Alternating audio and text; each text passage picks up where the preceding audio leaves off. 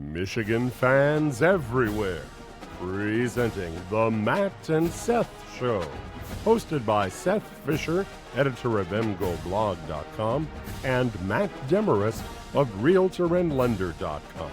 And now, gentlemen, take the mic. I can hear it now. Band takes the field, and out of that eastern tunnel pour 215 well-drilled, well-disciplined Michigan bandsmen. They pour over the eastern sideline, they pour in the big block in, and they play the greatest college fight song ever written.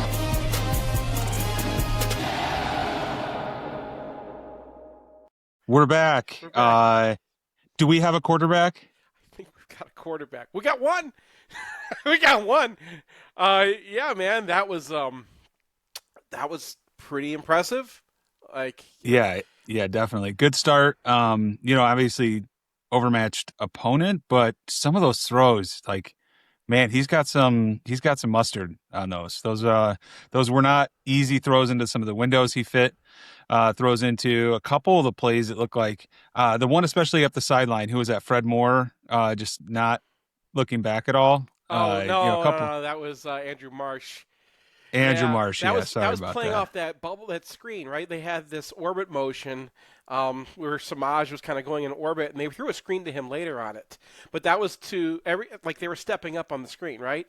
And this is what I was talking about last year, that everyone's mad that not throwing screens to Samaj Morgan, but they couldn't because those guys would step down. And the only way to punish that is if you can throw long. And you saw that throw. Can you imagine Davis Warren making that throw? Could you imagine Alex Orji making that throw? Could you imagine trusting either of those guys to make a throw? And here we are. I mean, yeah. And not only that, being able to get a ball to the sideline while moving or across his body while moving was one thing. That little dump where it just floated over the two linebackers to the outside to Marlon Klein. I mean, that was, I don't know that I want that against more athletic players in the secondary, but it was pretty. Yeah.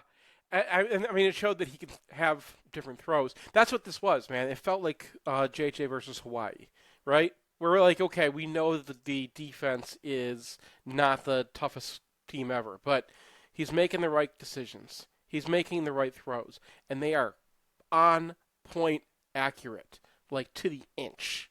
And it doesn't matter how far downfield he's throwing, accurate to the inch. And like you said, he's got mustard on it too if he wants to. So the ability to make those throws, and we'll get into this in this play that I picked out because I thought it really showed you how certain throws are possible when you have the talent and why the talent matters, but also how advanced he is for his age, the kind of things that he saw. So yeah, one thing I noticed is he had quiet feet in the pocket. It wasn't like a freshman who is dancing, bouncing around, nervous. When he saw somebody open and he saw what he wanted, he let it rip. And, there are several times where it's 1, 2, 3 steps back, set your feet and throw. And I just don't remember, any time last year where I felt like a quarterback is stepping very confidently into his throws the way he did all game. It wasn't just once or twice. It was all game. And when he did have to get out of the pocket, maybe he escaped the pocket a couple times a little early, but when he did have to get out, he wasn't doing the freshman thing, which is, tuck it and try and get a couple yards. He was still reading downfield and for the most part delivering accurate balls. And, those rollouts, they had triangle reads. So it's not they gave him some easy things, but they're easy things that are very hard to defend because he can make throws that you're just not supposed to be able to make. So yeah, man, that was good stuff. I'm excited to share this. I bet you can guess which play I was going to go for. I think it's the third down conversion, the big third down conversion leading into the half. Mm-hmm. All right. I guessed right. I didn't even know, but this is the first time where it was you know what? I mean, I remember I was sitting in my living room. I wasn't at this one, and I looked around and I'm like, we have a real quarterback. This kid's going to be very good. He's not going to win the Heisman this year. We need to pump the brakes. There's some people who think no All-American. Stop pumping brakes. Let the Okay. get your foot off the brake. No, well, let's watch him against Oklahoma first. But this is why. All right, so let's go to this play. Right, this is 3rd and 14, the end of the half. You're expecting them to like hand off or something. All right, and then we're just gonna kind of watch the play first and see how this develops.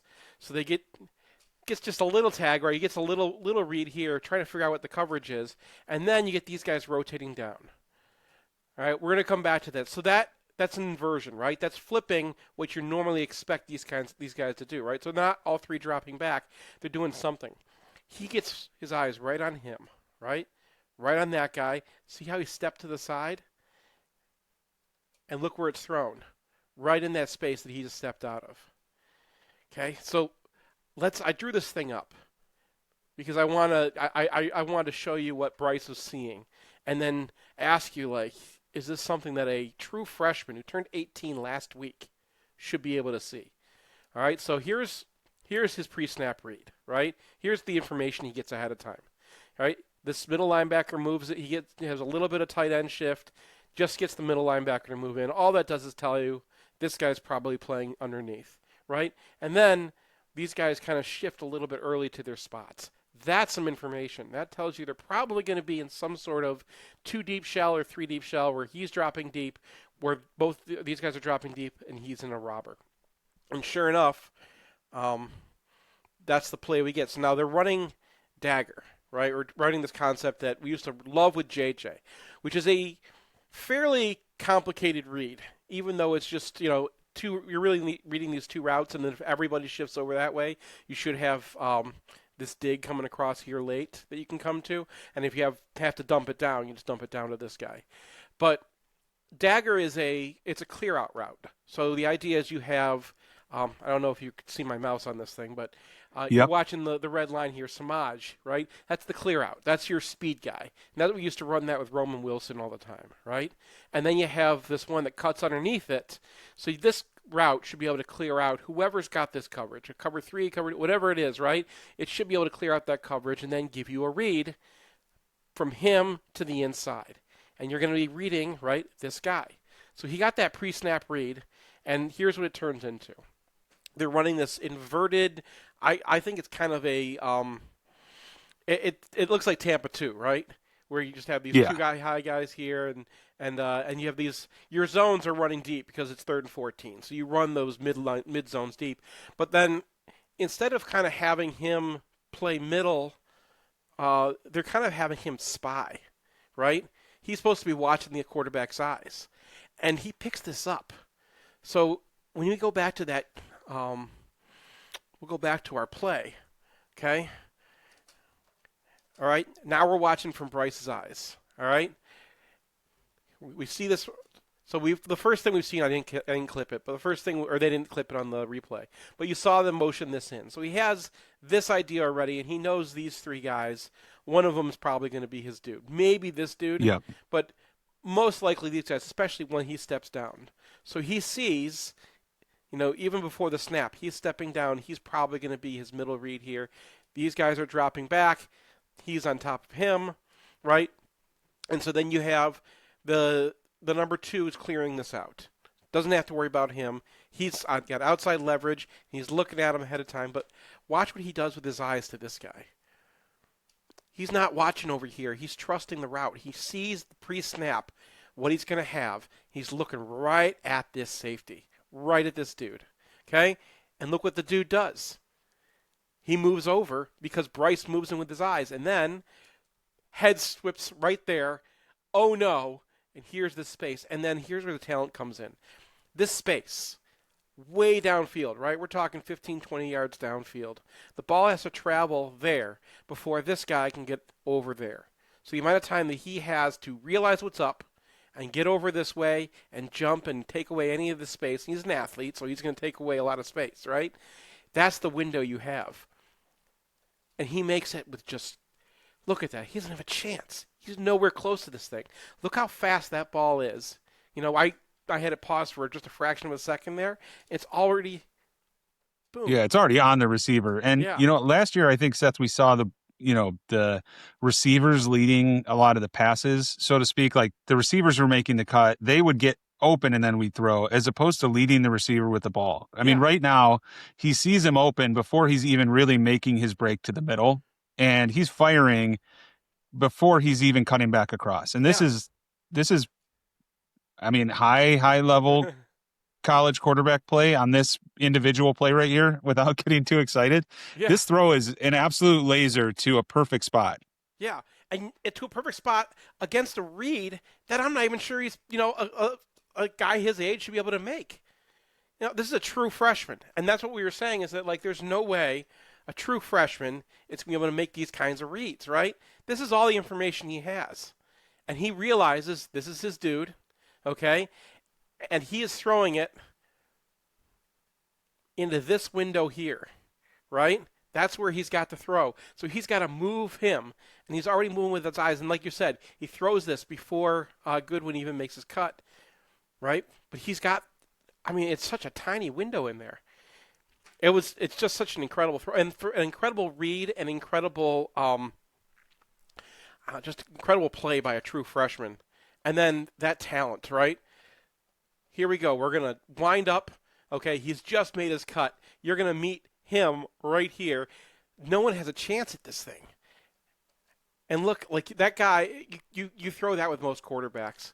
And the ball right now is about right here, right? And this guy has a play on it. And instead, it is right on his face mask, right in front of his face mask. He's got so much space, he can actually keep running. And like, dude, if he can do that, we got a chance against Oklahoma. Because what's Oklahoma do? Brent Venables he's like half Don Brown, half D'Antonio. It's literally how he runs his defense. So, in fact, I think he calls his cover one Brown, which I believe, don't know for sure, never been, but I believe that his cover one Brown is named after Don Brown. Because it's run the same way. It's the same exact thing as Brown City. And you remember the way to beat Don Brown.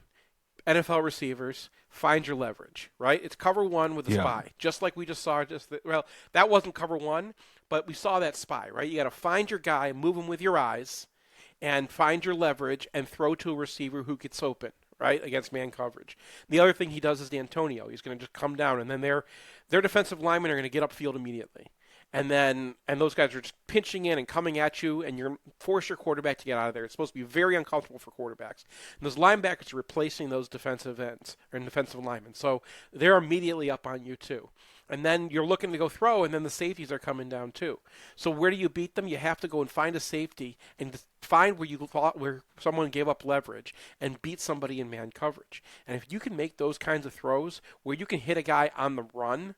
I mean, we're not just talking about, putting the ball up and letting him go get it, which is what we were talking about in the preseason. You can make that throw against Venables' defense. That's how you break them big, right? That's how Clemson got beaten in those playoff games. That's what you have to do because they are not going to give you anything easy. They're going to jam you up front. They're going to be super, super aggressive, especially against a freshman quarterback. I imagine they spent all summer talking about how they're going to attack this freshman quarterback. And now Venables is probably sitting there going, "Oh crap," because he saw that I can't just go after him. And on top of that, I mean, you saw a very, very nice debut from Justice Haynes. I expect more from Jordan Marshall going forward. I think he'll have a better game, but I mean, I think the running game looked like it'll be able to hold up its end of the bargain, have a balanced attack versus a defense like that. And the other thing we didn't see from Underwood at all, and I think this would be a little bit like keeping the gloves on with McCarthy, I don't remember one called run play. I don't remember one scramble. I don't know if he crossed the line of scrimmage. Brian's UFR will come out tomorrow morning, but I remember one play was I think that 4th and 2, and I think that was a tag. So I think that he threw it the first time that he has an RPO.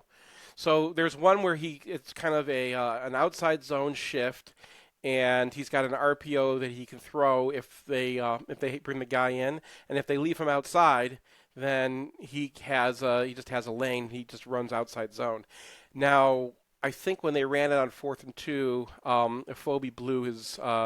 He just didn't block anybody, which, young offensive linemen had a lot to learn, and that's not something they run very often, so it's not like they've seen it very often. Plus, the way that New Mexico defends you is not very relevant for most of the rest of the season. They only have one defensive lineman who's of any size. Right. Yeah. So they have to move him around all the time and just keep you guessing, and they have to slant at you, and they have to mess with you. There's no way to kind of run your regular offense against them. So I don't know how much to take away from what we had, but yes, if you run Bryce a little bit, you're going to be able to take away somebody. The thing about that with Oklahoma is that Venables attacks, right? He's pinching it. He's going after that quarterback. This defense was created not for the NFL passing games. This defense, and certainly not for old style, Michigan running games, right? Like the pro style, let's go hit you with a fullback. In fact, they have two, Alex Drain's writing his faux film right now, and we were just talking about this. Their two outside linebackers are both hybrids now. The Cheetah is like his Viper, and then he turned the weak side linebacker into a safety as well because they were getting Devin Guild, right? The same thing that happened to Michigan in 2018 against Ohio State. Because he runs a lot of Don Brown City, right? He runs his defense is like half of his defense called Brown. I don't know what the other one's called, but it's quarters. It's press quarters like D'Antonio. And he kind of switches back and forth between those two, so you never know which one you're going to get, except you're always going to get a lot of pressure, right? It's either going to be those safeties coming down, or you're going to have one safety in the box, and they're playing man on you. So it's very, very hard to kind of those defenses, both of them, were developed to destroy the spread era, right? Those were anti-Rich Rod defenses. So, we're talking about zone reads and whatnot, and you want to get Bryce's legs involved, especially when they're in man coverage. But yeah, absolutely. I think he's gonna have a real opportunity on broken plays in particular. I mean, like you mentioned, the defensive line for New Mexico, not anything that we were worried about, and I think that came true. But if they put some pressure up the middle and he has to escape the pocket, one, we're gonna have to see how he really does when he is out of the pocket making reads on the run. But two, how he looks taking off. And I mean, I know he's a great athlete. I know he can run. So I think his legs could end up being a factor in this game. And then we didn't really need it. Yeah, the thing is I'm just going to make this point again.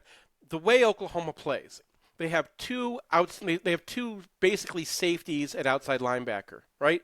So they play a 4-3, and those two outside linebackers are both safeties. Then they also have two safeties.